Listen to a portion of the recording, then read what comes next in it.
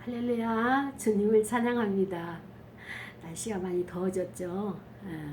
이제 한여름 중간에 이제 우리가 들어가게 됐어요. 초복이 이제 지났으니까 좀 있으면 이제 중복되고 말복되면 또 이제 시원한 바람이 아침 저녁으로 불어올 것을 생각하면서 이 뜨거운 여름 장마철이긴 하지만 우리 잘 견뎌내고 땀 흘렸던 모든 것들이 겨울에서 감기가 걸리지 않는다고 하니까 우리 건강을 잘 이렇게 준비하는 저와 여러분이 되기를 원합니다.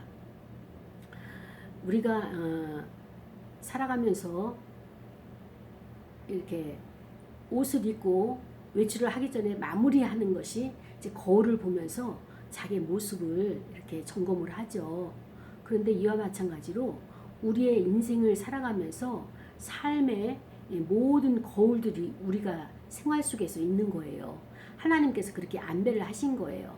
그래서 우리가 거울을 봤을 때 그 거울 속에 비친 나의 모습이 넥타이가 삐뚤어졌다, 아니면 카라가 이제 접혀졌다라고 한다면 우리가 거울 속에 있는 그것을 수정하고 바꾸려고 하면 어떻게 됩니까? 거울 속은 나를 비추는 곳이라서 손을 댈 수 없지만 나 자신의 넥타이를 바로 맨다거나 아니면 카라를 다시 내가 세운다거나 아니면 접는다거나 하게 되면 그것이 바르게 거울 속에 비춰지겠죠. 마찬가지로 우리가 사람들을 만날 때 어떤 일이 있는가 하면은 저 사람이, 내 주변에 있는 어떤 사람이 계속 나를 괴롭히는 거예요. 그렇다고 말은 할 수 없지만 속으로는 불편한 거예요. 그런 사람을 저 사람은 참 저 버릇이 나쁘다. 어떻게 사람을 보고도 인사도 안 하고 쌩쌩 지나가는 거야. 인사성도 없어. 어떻게 소통이 안 되는 거야. 이렇게 그를 불평을 한다면 그 모습은 바로 그 사람의 모습이 아니라 바로 나의 모습인 거예요. 올라오는 감정은 나의 감정이고 내가 기분이 나쁜 것이지 저 사람은 지나가는데 바빠서 지나갈 수도 있고 아니면은 그렇게 친한 사람이 아니라고 생각해서 마음을 열 대상이 아니라고 생각해서 자기 묵묵히 지나갈 수가 있는 거죠. 근데 그것을 바라보는 내가 기분이 나쁘고 그 다음에 또 이제 그 감정이 올라오고 한다면 그 문제는 나의 문제라는 거예요. 그를 고치려고 하기보다는 내 안에 어떤 감정이 어떤 연유로 인해 가지고 어떤 사건에 의해서 지금 현재 나에게 기분이 나쁜 이 감정을 주고 있는가, 요거를 우리가 점검하는 것이 바로 거울 명상이다, 이렇게 이야기를 합니다. 우리는 내가 싫다고 하는 생각들을 내가 내려놓는 거예요. 근데 나의 주관은 가지고 있고 그 다음에 저 사람이 너가 바뀌어야 된다 라고 이렇게 이야기를 한다면 참 이거는 다툼의 소지가 많은 거죠. 나는 늘 사람들을 판단하고 있는 거예요. 그리고 상대의 행동을 갖다가 내가 지금 정죄하고 있는 거죠. 그러나 이 관계에 있어서는 어때요? 상대를 있는 그대로 시점에서 허용을 해주고 받아주는 거예요.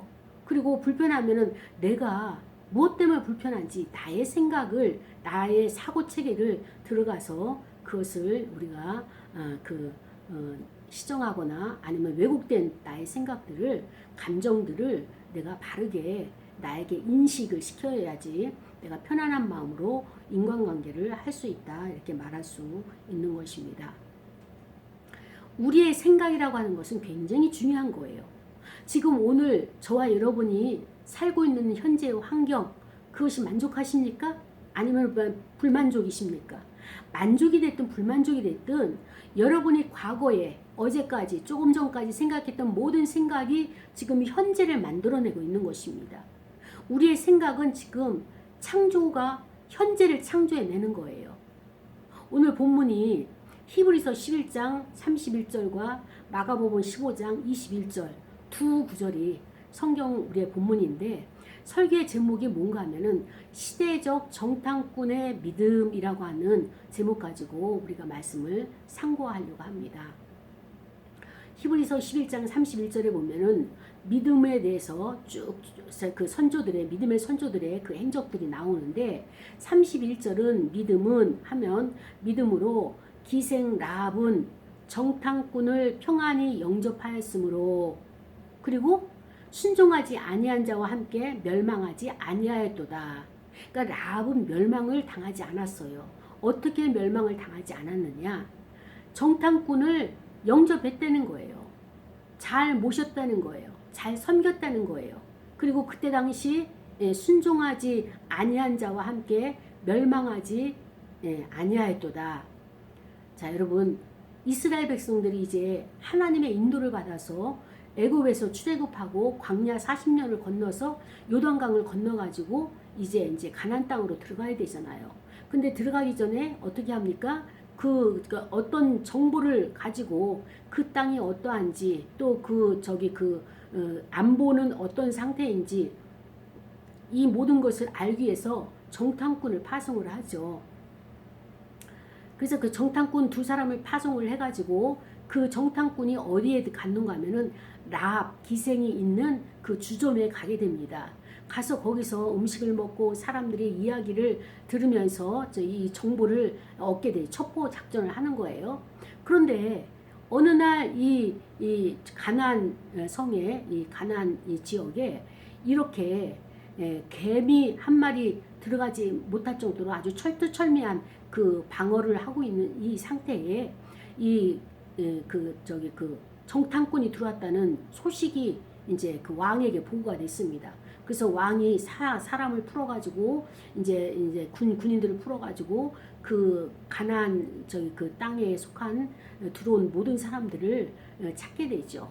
이 소문을 이제 그 기생 라합이 듣고 이제 이 주점에 오게 되는데 기생 라합이 얼른 이 두 정탐꾼을 옥상에 있는 산배를 널어놓은 그곳에다가 이제 그 숨기고 그다음에 그 위에 산배를 덮었어요. 그래서 아무리 와서 찾아도 찾을 수가 없어서 그들은 다시 돌아가는 이런 상황입니다. 이때예요. 그래서 얼른 라합이 그들에게 이야기하기를 여기 있으면 여러분들이 위험하니까 이제 산으로 들어가라. 그래서 산에 들어가서 사흘 정도 거기서 머물고 그리고 이스라엘 나라로 다시 복귀하시오라고 이야기를 합니다. 그러면서 이제 그 기생 라합이 조건을 다는데 당신들이 이 땅을 정복하라고 분명히 올 텐데 그러면은 나에게도 유익을 달라. 그래서 어떤 유익을 주느냐? 나에게는 가족이 있다. 부모도 있고 형제도 있고 그다음에 나를 구원해 달라. 나를 이렇게 그 정복하는 과정에서 살해하거나 해코지하거나 하지 말고 우리의 가정을 구원시켜 달라 이렇게 요청을 합니다. 그래서 그 정탐꾼들이 약속을 하죠. 그렇다면 당신이 2층에다가 빨간 리본을 만들어서 이렇게 빨간 줄을 만들어 이제 이게 아래로 내리게 되면 우리의 그 군인들이 우리의 정복자들이 와서 이 집은 침략하지 말아야 될 집이구나라고 이 약속을 할 테니까 그렇게 저희 하자 해가지고 서로 약속을 하고 헤어지게 됩니다. 이 기생 라합은 바로 그 정탐꾼들을 통해 가지고 본인의 생명도 보장을 받고 가족들의 생명도 구원을 받게 하는 이런 반열에 세워지게 되는 거예요. 그래서 이들이 진영에 도착하고 난 다음에 이스라엘 나라의 진영에 도착하고 난 다음에 하나님께서 여리고 그 뿐만 아니라 그 온 땅을 통치하신 하나님 여호와시고 그 다음에 또 그것을 우리에게 주셨다. 이스라엘 백성에게 주셨다. 성민인 우리에게 하나님이 허락하셨다라고 그것을 당당하게 보고를 합니다. 그리고 그 땅에 사는 모든 주민들이 간담이 녹았다는 사실을 또한 보고를 하죠.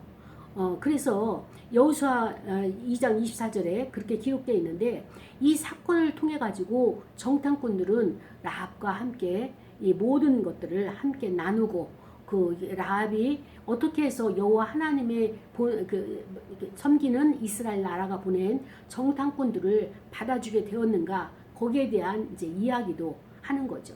오늘날로 말하면 자기가 만난 하나님을 그 신앙 간증을 하는 이런 관계가 말해주고 있는 것입니다. 그래서 여리고에서 그런 시간들을 보내면서 이 정탐꾼들은 신앙이 매우 많이 성장을 한 거예요.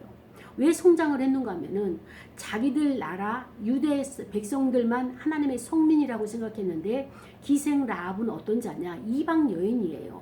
이방 여인인데 이 가나안 땅에 들어와서 이 가나안 성에 들어와서 보니까 이방 여인인 기생 라합이 여호와 하나님을 알고 있더라 이거예요. 어떻게 그가 하나님을 알았을까요?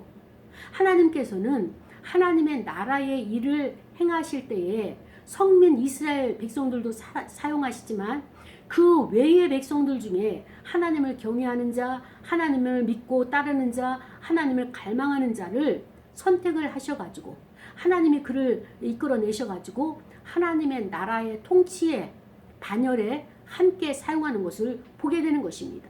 그때 두 정탐꾼이 아하, 우리만 사용하는 것이 아니라 하나님은 온 세상에 온 땅의 하나님이시구나 라고 하는 것을 기생 라합의 간증을 통해서 알게 된 거죠. 이 라합은 어떻게 해서 여호와 하나님을 섬기게 되고 하나님의 백성들이 온 두 정탐꾼들을 그렇게 목숨을 걸고 보호해주고 그들을 살려줬을까요? 바로 하나님의 역사예요. 하나님은 기생 라합의 마음에 하나님 여호와를 알 수 있는 그런 그 믿음을 허락하신 거예요. 그 믿음이 어떤 것입니까? 그 주점에 와서 많은 사람들이 정보를 흘리고 갑니다. 근데 그 정보가 들려올 때마다 어떤 정보냐? 이스라엘 나라는 430년 동안 식민지 생활을 했던 민족이다. 그러나 하나님께서 그들을 홍해를 건너가지고 광야 40년 동안에 어떤 전쟁이든 다 막아주고 아말렉 전쟁이 됐든 아니면 어떤 그 민족이 와서 그들을 괴롭힌다 할지라도 하나님께서 친히 그것을 싸워서 이기게 하시는 하나님이시더라. 그 백성을 보호하시는 하나님이시더라. 그리고 요단강을 건너서 이제 가나안 이곳으로 이제 적과 꿀이 흐르는 땅으로 들어올 텐데 그것이 여호와께서 인도하시는 과정인데 만약에 그 여호와 하나님을 섬기는 것을 나도 할 수 있다면 나는 그분을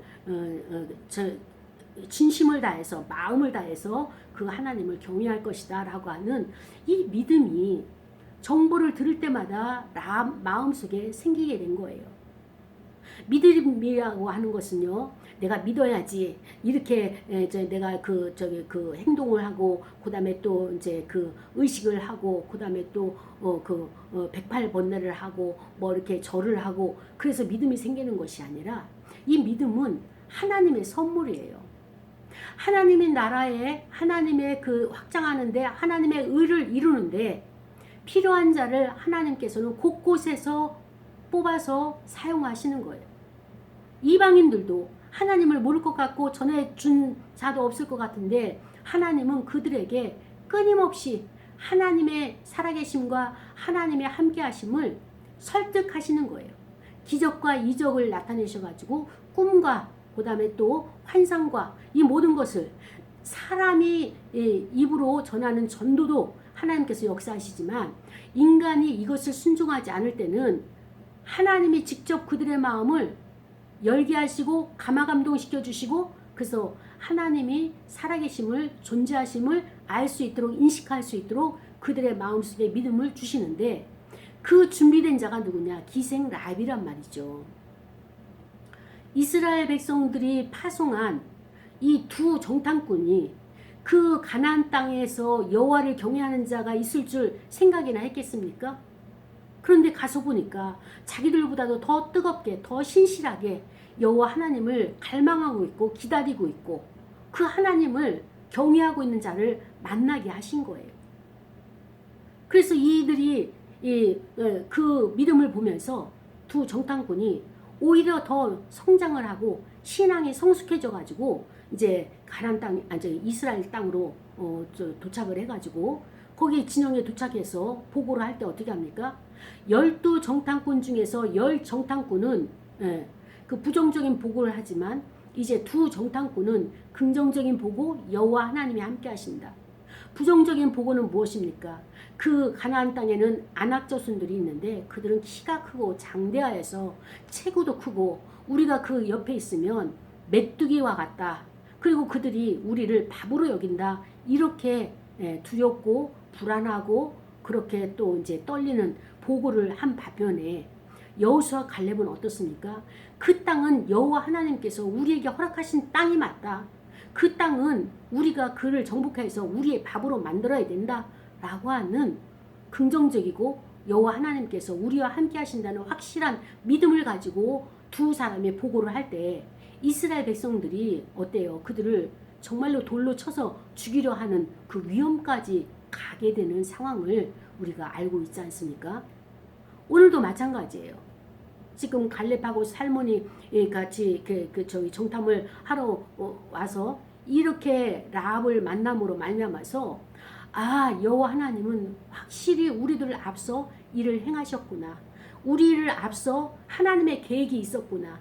우리가 라합을 만나려고 계획한 것도 아니고 어떤 사람을 만날지 우리의 목숨이 어떻게 위태하게 될지 알 수 없는 상황이지만 하나님을 믿음으로써 이 땅을 밟았을 때 준비된 하나님의 저 사람을 만남으로 말미암아서 그곳의 정보를 더 알게 하고 이제 이스라엘 백성들이 이곳에 와서 어떤 방법으로 정복을 해야 될지를 알 수 있는 이렇게 전략을 짤 수 있는 정보들을 충분하게 가지고 가게 되었습니다. 여호수아가 계획하기 전에 이미 하나님은 먼저 일을 시작하셨고 그 하나님의 그 일을 통해서 새로운 세계가 열려지는 것을 보게 되는 것입니다. 기생 라합이 보여줬던 이 믿음, 이 위대한 영향력을 받은 그 두 정탐꾼, 그들도 함께 하나님이 이렇게 일하신다는 것을 함께 이제 찬양하면서 감사하면서 어떻습니까? 우리가 하나님의 백성이라면 하나님의 그 자녀라면 이렇게 믿음의 용사로 날마다 거듭나야 된다라고 하는 것을 본문은 우리에게 알려주는 교훈이 되겠죠. 그렇습니다. 어떤 상황에서도 도우시는 하나님. 두 정탐꾼은 얼마나 힘이 들었겠어요. 자기 신분이 노출되면 그 자리에서 죽임을 배임을 당하는 것인데 그럼에도 불구하고 하나님의 나라와 의를 위해서 이스라엘 백성을 위해서 파송된 사명을 가지고 그 땅에 들어가서 첩자가 되어가지고 거기에서 모든 정보를 캐내야 되고 또 그 정보를 캐낼 수 있는 가장 그 많이 알고 있는 사람을 정보통을 이제 만나는 것이 이들에게는 가장 큰 하나님의 복인데 이미 하나님은 준비해 놓으신 우리의 앞서 일을 행하시는 그 하나님을 체험하는 두 정탐꾼이 있었다는 것을 보면서 그렇습니다. 우리는 하나님을 믿음으로 말미암아서 우리의 믿음이 점점 성장하는 경험을 날마다 해야 되는 것이 하나님께서 우리에게 원하시는 그 요구다라고 하는 것을 깨달아야 되겠습니다. 그렇습니다. 믿음은 하나님의 선물이에요. 그래서 하나님이 나를 향한 하나님의 나라와 하나님의 계획과 하나님의 섭리를 위해서 나에게 주시는 하나님의 선물이지만 그것 또한 하나님은 나를 설득하셔서 그 하나님 나라의 일에 동참하도록 하나님께서 주시는 선물이 바로 믿음인 것입니다. 저는 이 본문을 통해서 하나님은 나도 준비하지만 저 지구편 반대에 하나님이 일하시고자 하는 또 어떤 사람들도 준비하고 계시는 항상 일하실 때 이렇게 일을 하고 계시구나. 그 상대가 나와 함께하는 마음이 합한 자든 제 진영이 같은 진영이든 진영이 다른 진영이든 그 상관이 없이 하나님은 동시에 사람을 키우고 사람을 훈련시키는 이런 하나님이시구나라는 것을 알게 되는 거예요. 저는 이 오늘 본문을 통해 가지고 기생 라합에 대해서 우리가 함께 나눴지만 이 구약의 기생 라합이 하나님께서 두 정탐꾼을 파송하면서 정탐꾼을 변화시키는 도구로 그를 사용하신 것처럼 이 기생 라합은요 어떤 자이냐, 이방 여인이면서도 이 믿음이 하나님께서 그에게 믿음을 주신 이것을 굳게 잡음으로 말미암아서 두 정탐꾼을 만나게 된 거예요. 이들이 어떻게 만남을 가졌을까? 저는 이렇게 생각합니다. 하나님이 기생 라합에게 믿음을 줬어요. 그리고 사람들에게 정보를 통해서 여호와 하나님이 살아계시고 역사하시는 하나님이라는 것을 계속적으로 알 수 있고 신뢰하고 이것을 믿음으로 받아들일 수 있도록 그 마음을 붙잡아 주신 거죠. 그리고 이 라합은 오매불망 여호와 하나님 여호와의 신이 이곳에 이 땅 가나안 땅을 밟기만을 고대하고 거기에 주목하고 거기에 몰입하고 있는 그런 생활들을 했다는 증거가 나오는 거죠. 그러다 보니까 하나님이 브릿지 역할로 어떻게 했습니까? 정탐꾼을 만나게 해서 서로가 정탐꾼의 하나님, 기생 라합의 하나님을 같이 간증하다 보니까 서로가 한 하나님이란 것을 확인하게 되고, 이게 여기에 하나님 일하시는 비밀이 있는 거예요. 우리의 마음에, 여러분의 마음에 하나님의 뜻을 행하고자 하는 것을 마음에 소원을 두고 일을 행하시는데, 내가 그 마음을 하나님이 주신 거룩한 소원을 가지고 집중하고 몰입하게 되면 그 길로 우리를 이끌어 가십니다. 그런데 이것을 방해하는 자가 있어요. 그 방해자가 누구냐? 바로 내 안에 불평하는 자, 꼭 이것까지 해야 돼. 그 다음에 또 여기에 대해서 부정적인 자, 그리고 또 여기에 대해서 이제 여러 가지로 이제 그 불만을 표하는 자, 또 불순종하는 자, 이런 자들은 하나님이 비전을 주시고 꿈을 주셨지만 그 꿈을, 그 씨앗을 잊어버리게 하고 파괴하게 하는 거예요. 기생 라합이 여호와 하나님께서 이렇게 그 마음에 소원을 주시고 마음에 이렇게 그 기대를 주시면서 내가 반드시 너를 나의 자녀로 삼고 그리스도의 계보에 너를 올릴 것이다. 이방 여인지만 올릴 것이다 라고 하는 그 믿음을 하나님이 주셨단 말이죠. 나는 어찌됐든 그리스도의 계보에 들어가리라. 이런 결단을 한 기생 라합인데, 근데 현실이 바쁘고 또 현실의 주저밀이 그 피곤하고 사람을 많이 만나다 보니까 그건 알고는 있지만 그건 언젠가 하겠고 지금 나는 현실이 중요하니까 여기에 몰입하다 보면은 그 하나님 앞에 몰입하고 집중해야 될 에너지가 분산되게 되면 하나님의 뜻을 이룰 수가 없는 거예요. 이게 굉장히 중요한 사실입니다. 라합은 하나님이 주신 그 마음을 고스란히 지켜낸 거예요. 여호와만 바라본 거예요. 집중한 거예요. 몰입한 거예요. 다른 곳에 분산시키지 않았습니다. 다른 이 땅의 것에 그 마음을 빼앗기지 않았어요. 이게 가장 큰 요인이고요. 구약에서는 기생 라합이 하나님께서 정탐꾼으로 그 시대에 사용하셨다면, 신약에 와서는 어떤 자가 있는가 하면은 구레네 시몬이라는 자가 있습니다. 마가복음 15장 21절에 보면은 마침 알렉산더와 루포의 아버지인 구레네 사람 시몬이 시골로부터 와서 지나가는데 그들이 그를 억지로 같이 가게 하여 예수의 십자가를 지우고 라고 하는 말씀이 기록되어 있습니다. 이 이야기는 무엇인가 하면은 이스라엘 백성들이라면, 유대인이라면 오로지 오매물망 원하는 소원이 있어요.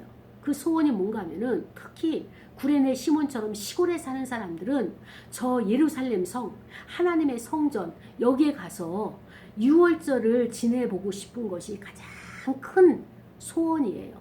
그래서 어렵게 그 모든 것을 준비해가지고 구레네 시몬이 예루살렘을 올라왔죠. 상경을 했죠. 그런데 인간의 생각인 시몬은 오로지 예루살렘 성을 구경하고 성전에서 제사를 드리고 유월절을 동참하리라 라고 하는 마음을 가지고 왔지만 하나님의 계획은 달랐다는 것입니다. 그 하나님은 무엇을 위해서 이 구레네 시몬을 여기에 등장하게 하셨는가? 이 시골에서 상경하자마자 구레네 시몬 앞에 펼쳐지는 장면이 있는데 그 장면이 무엇이냐? 하나님의 아들 예수 그리스도, 하나님이 보내신 메시아, 하나님이 보내신 그리스도, 그분이 지금 로마 병정에 의해 가지고 채찍을 맞으면서 이 십자가를 지고 가다 쓰러지는 거예요. 그래서 채찍이 너무 심해가지고 일어나서 다시 몇 발자국 가다가 또 쓰러지고, 또 일어나서 몇 발자국 가다가 또 쓰러지는 피투성이 된 이 예수 그리스도가 구레네 시몬 눈에 딱 크로우지게 된 거예요. 생각할 틈도 없이 옆에 있는 로마 군병이 구레네 시몬을 끌어다가 예수님의 십자가를 얹히면서 지고 가게 하고, 예수님은 더 이상 지고 갈 수 있는 기력이 다 소진됐기 때문에 할 수가 없는 상태이기 때문에 엉겹결에 구레네 시몬은 십자가를 질 수밖에 없었어요.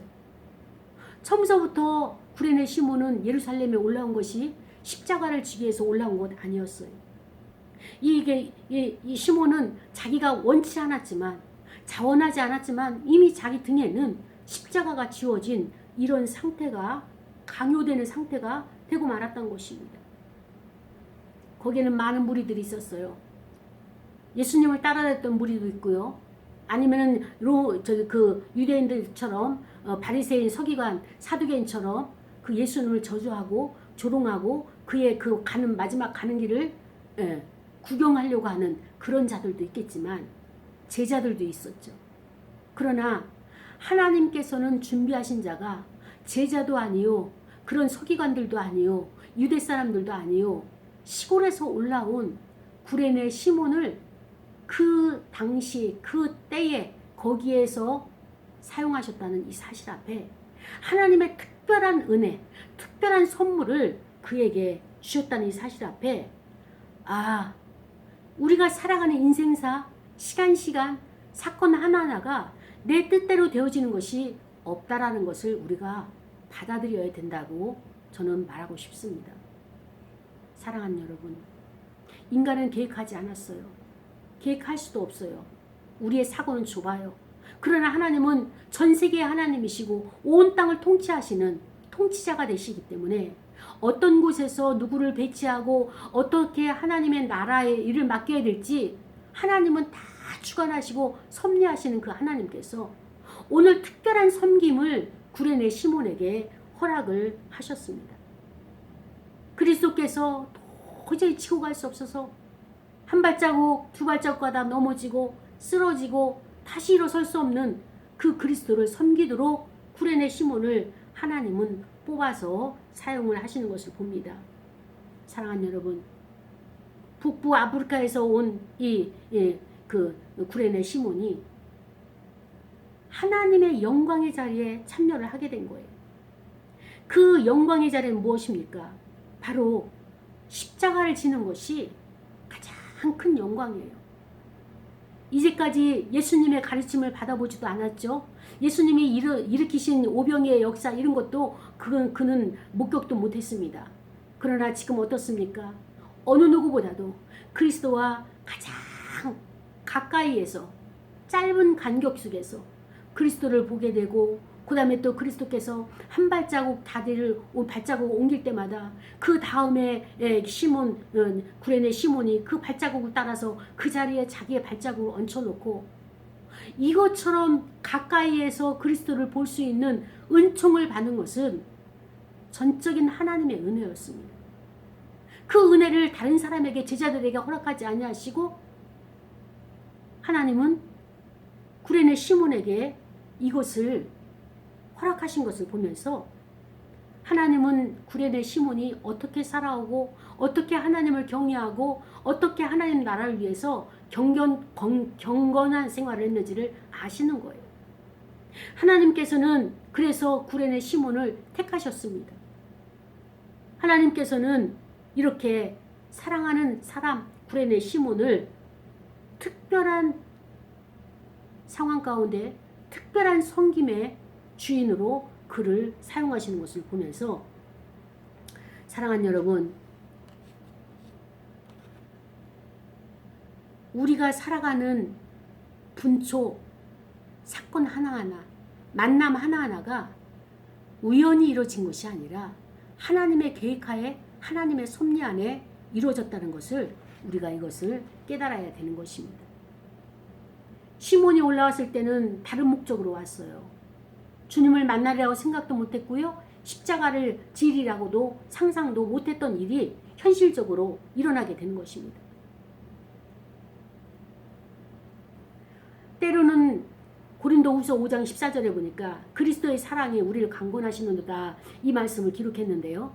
그 하나님의 뜻은요, 하나님의 그 역사는요, 부드럽지만 도저히 거부할 수 없는 어떤 강건함을 가지고 우리를 이끌어 가십니다. 사랑하는 여러분, 자기 자신의 십자가를 가장 잘 지고 가는 사람이 예수님의 그 그리스도의 마음을 가장 잘 알 수 있어요.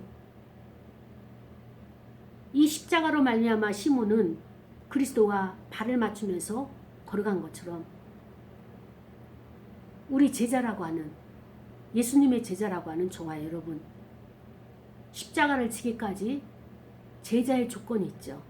그 조건은 무엇입니까? 첫 번째가 자기를 부인하고 자기 십자가를 지고 가는 것이 바로 제자의 조건이에요. 예수님께서 마태복음에서 우리에게 그렇게 이제 알려주시면서 16장 24절에 자기를 부인을 먼저 하고 그 다음에 십자가를 지고 가는데 여러분이 져야 될 십자가가 뭐라고 생각하십니까? 어떤 것이 여러분의 십자가입니까? 우리가 생각할 때 우리가 십자가는 가장 가까이 주변에서 나를 힘들게 하고 나를 괴롭히는 사람이 나의 십자가라고 이렇게 생각하고 있지는 않습니까? 근데 그것은 오해고 잘못된 해석인 것이에요. 나의 십자가는 어떤 것이 나의 십자가인가 하면은 내가 온전한 사람이 못 돼요.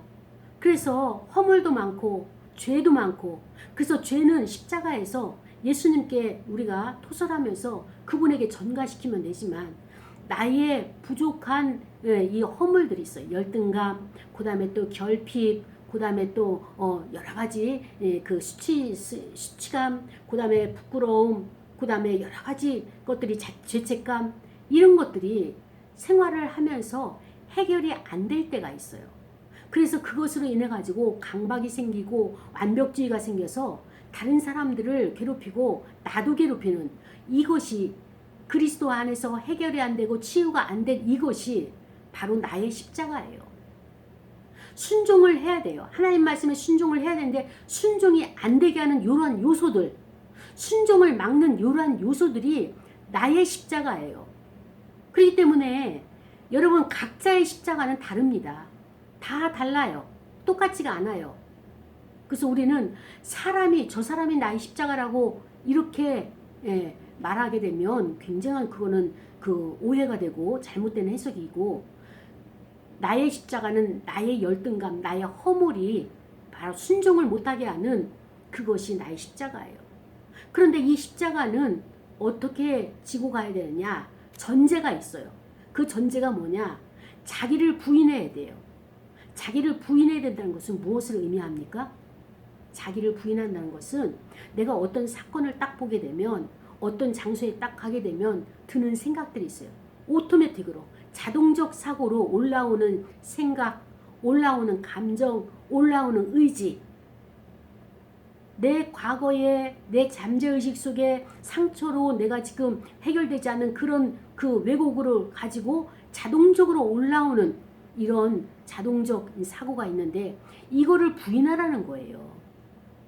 이거를 부인하고 그리스도의 생각, 그리스도의 관점, 하나님의 그 감정, 하나님의 의지, 하나님의 뜻, 하나님의 말씀 그것을 가지고 우리가 이 사물을 봐야 되는데 우리는 내 상처된 상처로 그 트라우마로 가지고 있는 잠재의식에서 주는 그 감정과 의지와 그 다음에 그 생각을 가지고 그것을 보니까 우리가 판단 미스를 하는 거예요. 오판을 하는 거예요. 그렇기 때문에 그리스도께서 끊임없이 너희가 제자가 되려면 먼저 올라오는 생각들을 부인해라.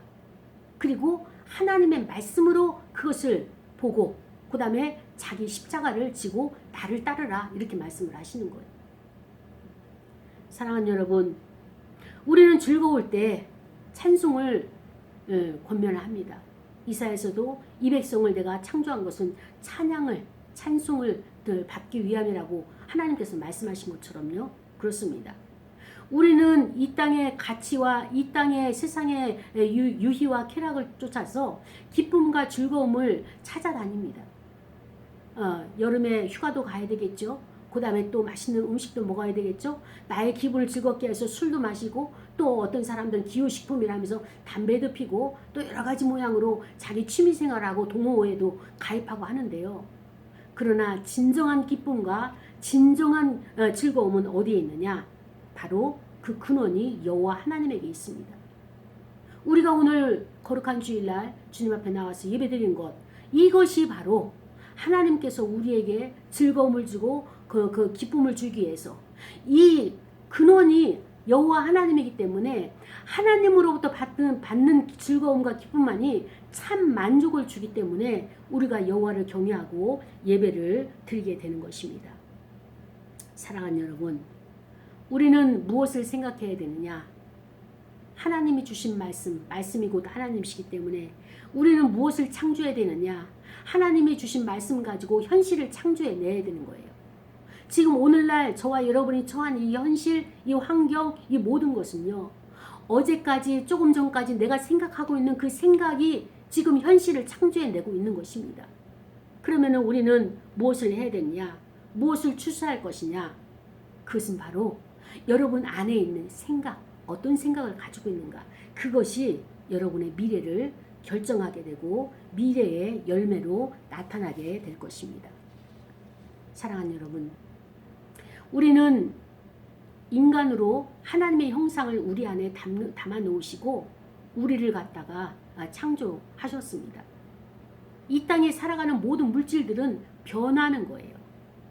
그렇기 때문에 변치 않는 우리의 영혼이 이것을 창조하시고 우리를 몸을 가진 영혼으로 하나님께서 만들어 주셨죠. 그래서 영적인 것이 아니면 우리는 어떤 것에서도 지속적인 만족을 누릴 수가 없어요. 다른 사람들은 이 좋은 날씨에 이 좋은 시간에 젊음에 왜 교회를 가서 거기서 하루 종일 있으면서 예배드린다 하고 그 다음에 봉사를 하는지 알 수 없다라고 하는데요. 우리 믿음의 사람들은 어떻습니까? 우리는 일주일에 하루 주님 앞에 안식을 하고 하나님을 예배하고 섬기는 이것이야말로 나의 일주일을 살아가는 힘이요 나의 인생을 살아가는 즐거움이요 기쁨이 되는 것을 이 비밀을 알기 때문에 세상이 바라는 방법대로 그렇게 기쁨을 찾으러 유의를 찾으러 다니지는 않습니다.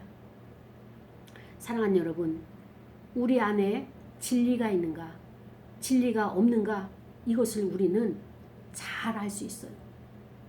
내면의 진리를 가진 자는요 그의 생활에 있어서 태도와 그 다음에 또 삶, 생활과 그 행동에 있어서 다 드러나게 되는 것입니다.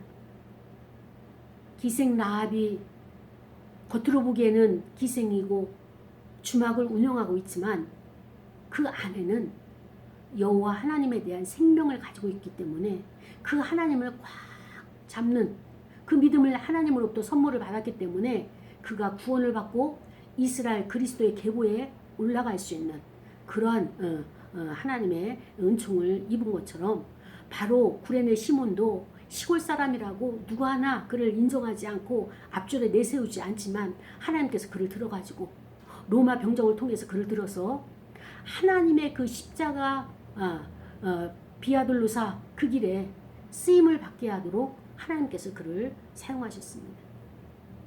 사랑하는 여러분, 하나님 앞에 쓰임 받는 것은 내가 잘해서가 아니라 하나님의 은혜로 나를 사용해 주시는 겁니다. 그렇기 때문에 우리는 하나님이 나를 볼 수 있도록 하나님이 나에게 은총을 베풀 수 있도록 늘 하나님 앞에 우리가 서야 되겠고요. 가까이 있어야 되겠고요. 그 여호와 하나님을 갈망하는 이런 사모하는 심령으로 있어야 되는 것입니다. 그렇다면 어떻게 우리가 그 생활을 해야 되느냐? 그것이 바로 말씀이에요. 주야로 말씀을 읊조리는 거예요. 주야로 말씀을 묵상하는 거예요. 그래서 지금 현재 살아가면서 여러분이 해결되지 않은 문제들, 해결된 문제도 있지만 해결되지 않은 문제들을 내가 늘 기억하고 있잖아요.